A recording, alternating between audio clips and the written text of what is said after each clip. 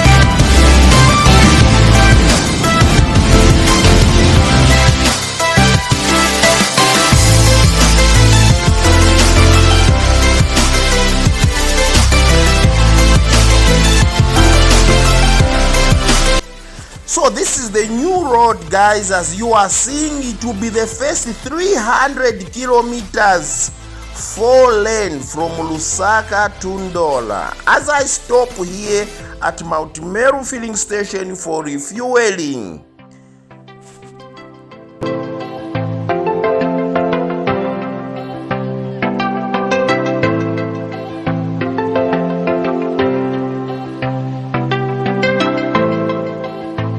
So this road happens to be one of the most important roads here on the Copperbelt. This is where you have the mines that drive the economy of Zambia. Fairly good road. Oh, this road will be scrapped off. A new one is coming. And also because this one has got 2 lanes, but now 2 more lanes are coming up, and it will be a great road connecting. This is the road which will be carrying copper from the Copperbelt. That's why it is known as the Copperbelt province of Zambia. For those who don't come from Zambia, Copperbelt is a province which has got towns which run the mines.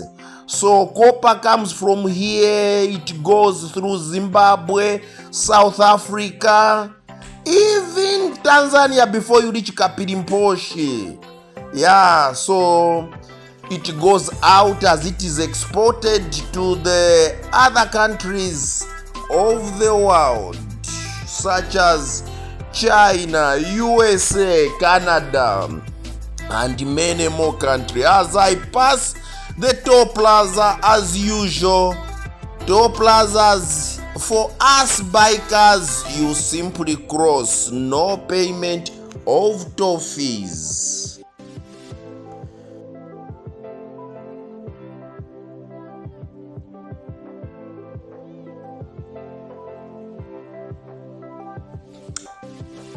Alright guys, so this is the Mpongwe Road to Luansha. As I stop over for some refreshment, I think here this is where many people stop over for goat meat, and also because I was so hungry I had to eat a watermelon as well.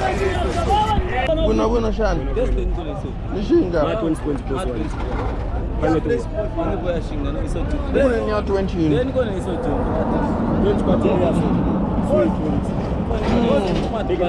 Swaka 20. Okay, come on.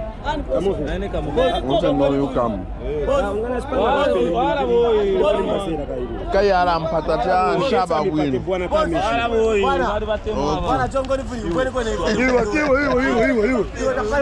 Pesa ninga bonfia kwa ya teumani. Apai? Okay. So this is the road that I'd used when going to Mpongwe, then Luansha. It comes from Lusaka, Mpongwe. Then I went to Luansha. From Luansha I went to Ndola, and that's where I'm coming from, this side. So that's the bike, and then here is the place where you can get I've decided to get a watermelon. Then I'm getting some meat, some goat meat. So goat meat here is very common. Yeah, so now I want to eat some watermelon.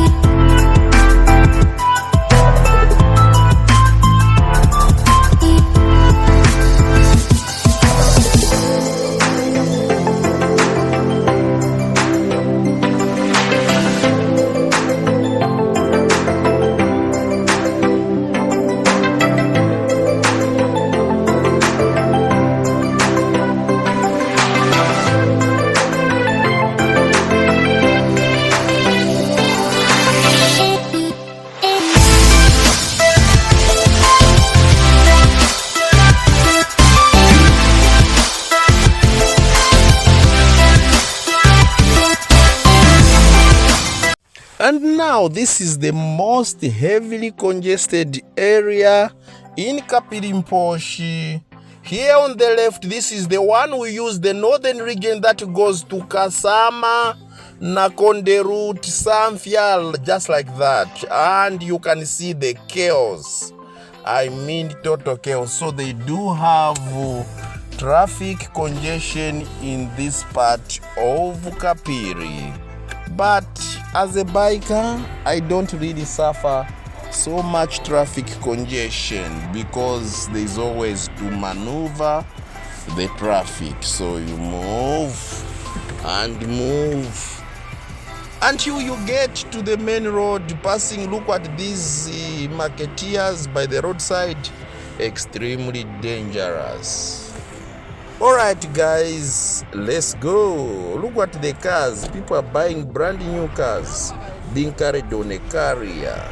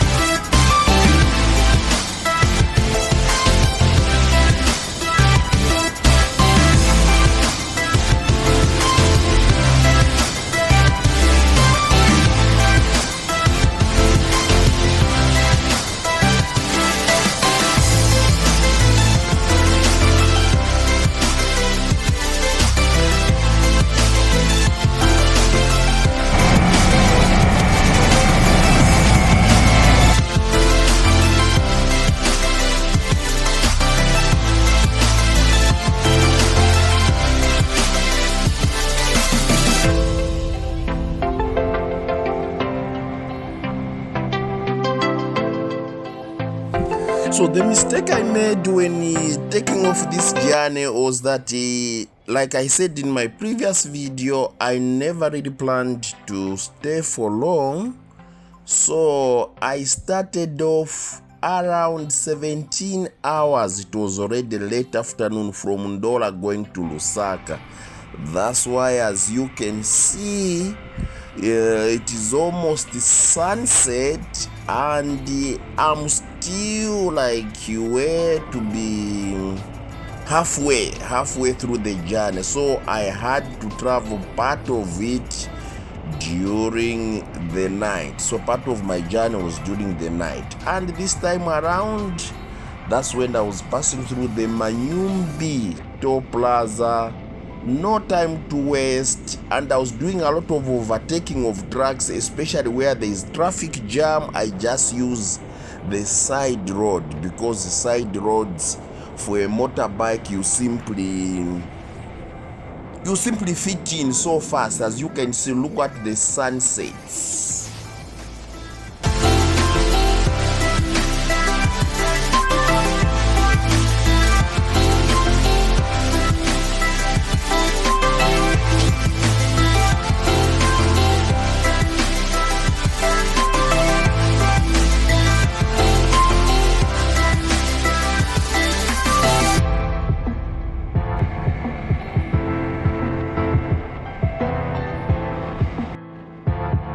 So the reason I started off late was definitely because my budget was too low. I didn't have cash to do accommodation for another day. So when smaller trucks like this, when it's difficult to overtake, you simply use a well-paved side road, and you see most of the time I was always ahead. And now Kabwe, entering Kabwe at the Kabwe shopping mall.